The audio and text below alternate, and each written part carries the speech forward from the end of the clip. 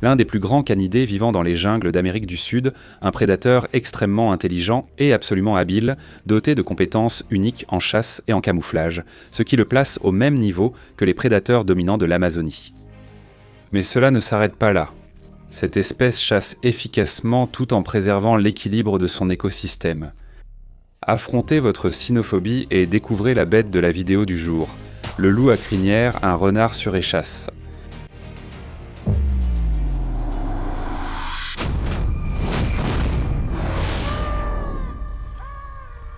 Le loup à crinière, ou Chrysosion rachurus, est connu pour être le plus grand groupe de canidés d'Amérique du Sud.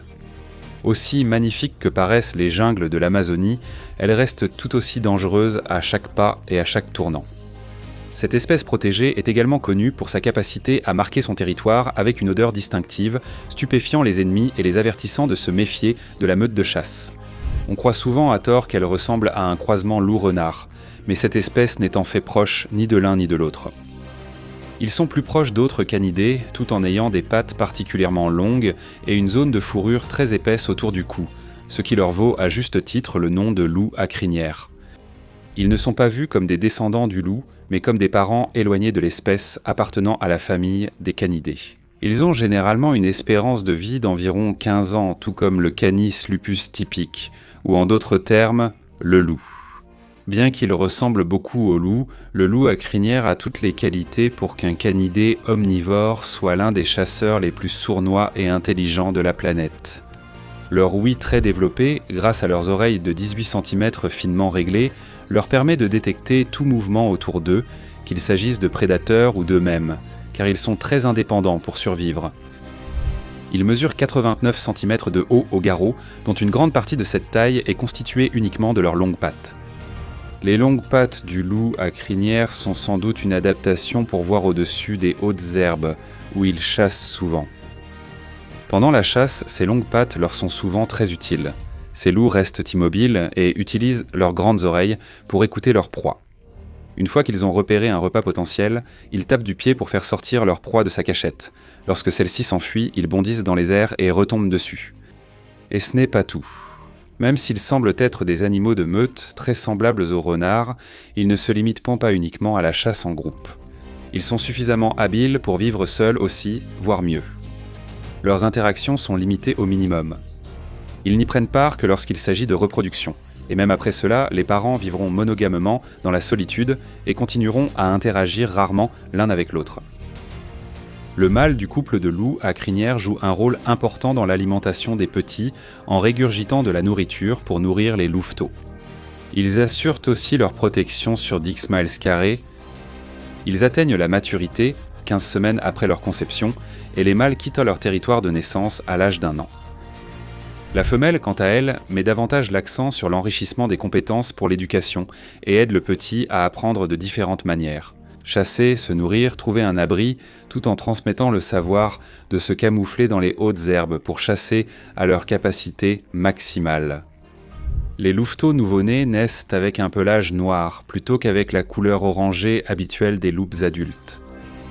Les loups ont une puissante force de morsure d'environ 400 psy, ce qui est plus fort que la plupart des espèces de chiens.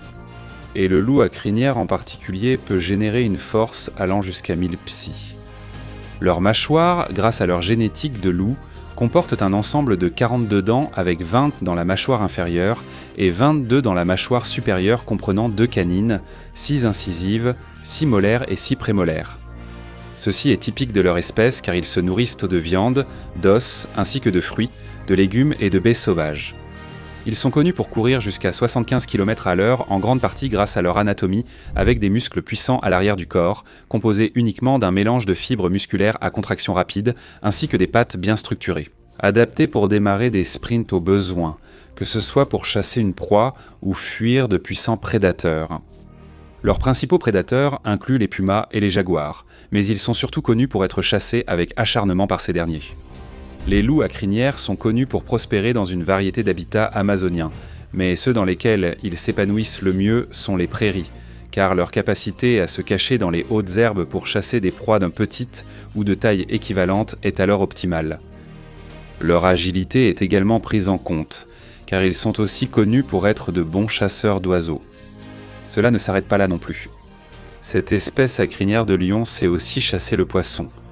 Avec son régime omnivore, le loup à crinière peut survivre grâce aux fruits et légumes, aux baies sauvages et à d'autres bulbes de plantes selon les saisons. Il est aussi réputé pour sa forte consommation de lobélie, appelée à juste titre nourriture du loup. L'espèce quasi menacée vit surtout dans la forêt amazonienne, notamment dans les régions centrales et occidentales, ainsi que dans le nord de la Bolivie et l'est du Paraguay. Bien qu'on l'aperçoive en Argentine et en Uruguay, les observations sont de plus en plus rares. Bien qu'ils soient actuellement gardés dans des zoos à travers le monde en raison de leur statut quasi menacé, où ils se reproduisent en captivité, ils sont connus pour être notoirement nuisibles au bétail, et ont donc été largement éradiqués par les humains, ce qui a encore réduit leur nombre au fil des ans.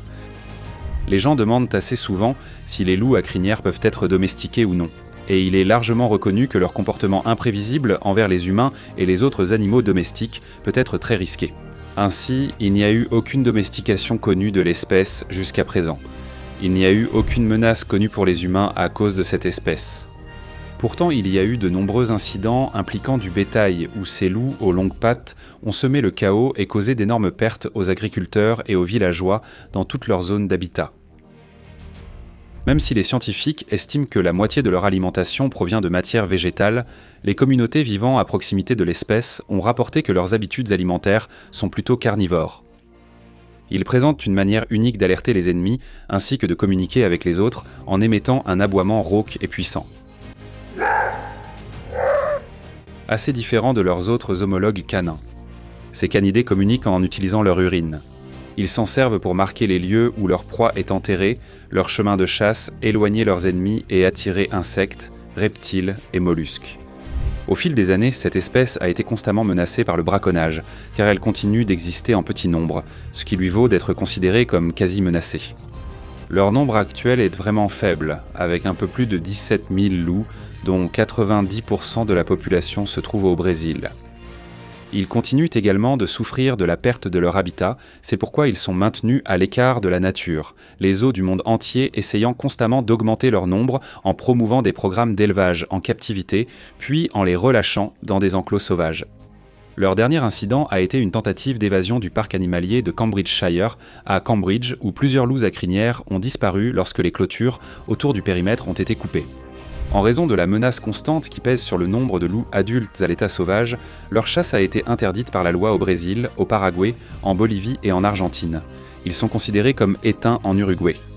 De nombreuses organisations à travers le monde visent actuellement à préserver et à protéger cette espèce par l'isolement et l'élevage en captivité, tout en offrant un environnement nourrissant aux nouveau-nés et en favorisant leur croissance.